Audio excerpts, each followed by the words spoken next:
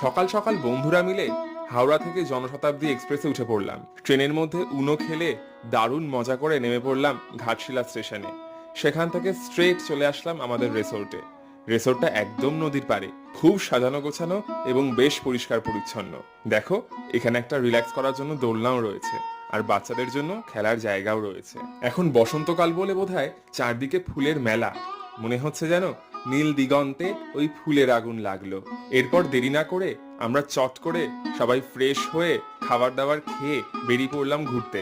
বেশ সুন্দর সুন্দর জায়গা ঘুরে দেখলাম, জঙ্গলের পথ ধরে হাঁটলাম, ট্রেক করলাম, বুরুডি লেকে বোটিং করলাম এবং দিনের শেষে সুবর্ণরেখা নদীর পাড়ে বসে সূর্যাস্ত দেখলাম। তারপর সবাই মিলে এক কাপ করে চা খেয়ে হোটেলে ফিরে গরম গরম তেলে ভাজা আর ফ্রেঞ্চ ফ্রাই। পরদিন সকালে বাকি জায়গাগুলো ঘুরে দেখে আমাদের ঘাটশিলা ভ্রমণ শেষ করলাম।